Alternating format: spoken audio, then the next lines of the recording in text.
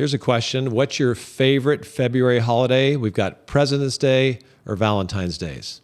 If my wife Maria is watching, Valentine's Day hands down year after year. Stay tuned.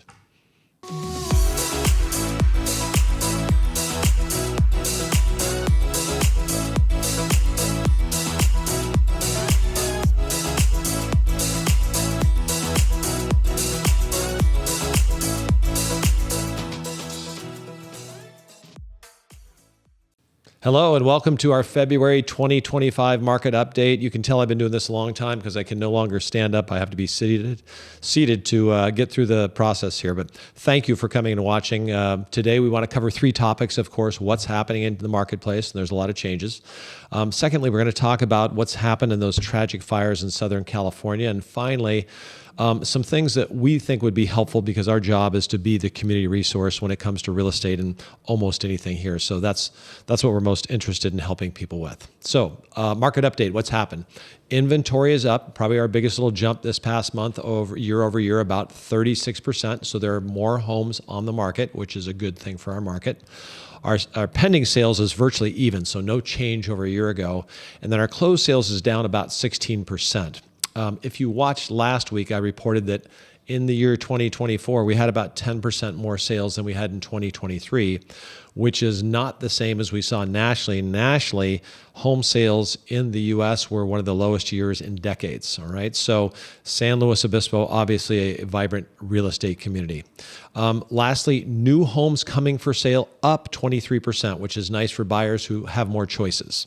I wrote something down, or I brought it here in terms of people ask me what's happening to prices, how long are homes taking to sell, and I can change, it changes basically by every town. So if I look at San Luis Obispo, this is kind of fun. So this past January, we had 22 sales. So that just happened as we hear in the 1st of February. Average price, $1.3 million. So, okay. And then last year we had 47, so more than twice. So last January, 47 property sales. And I remember that market picking up at a price of $922. So 22 sales, 1.3 million average. Last year, 42 at 900. Did the prices go up 400,000? No, not actually, but it just gives you a sense of how things can change. In fact, our days on the market overall is starting to get a little bit higher as well. So in essence, a balanced market. And what we're seeing is there's demand in the marketplace and people are doing what they do in life and they need to move sometimes, whether they're buying or selling. So kind of a natural thing we're seeing currently. So a little bit more serious note, we've had the tragic fires in Southern California. Not sure what to say about that, but here's what we do know. We get questions about how it relates to real estate because that's how people think of us and how we can help out. We've seen very little change. It's not like we have a lot of people coming here. My friends that work closer to that area in Southern California are seeing a huge influx in rental demand, very, very large. Here in anecdotally, maybe one or two cases. As I look back to the Paradise Fire, same thing. We saw a couple of cases, but it happened more over time, not right away. So we really don't know how that will affect us, but if it does, it may have more impact down the road than it will in immediate terms. So it's really too soon to tell. What we can do is give people an action plan. In fact, we've posted one on our website, so it'll be posted on this video. And if you go to halsweasey.com on things like how to prepare. Okay. So I never thought that if I would lose my house in a fire, flood, earthquake, whatever that's going to be, that I should get a post office box. Never would have occurred to me. I never thought about saving receipts because I'm going to hopefully get reimbursed through my insurance. I've never thought about registering with the Red Cross or FEMA for possible aid for victims of a tragic situation like this one.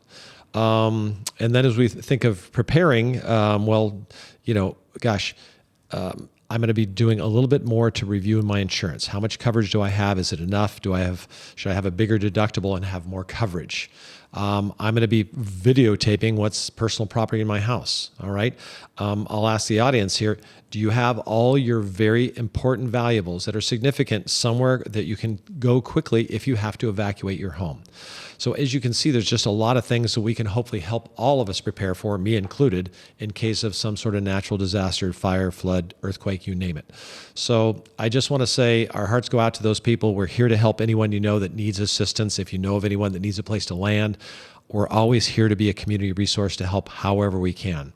So thank you for taking the time today. We really appreciate all your questions. Keep them coming. Have a great rest of the month.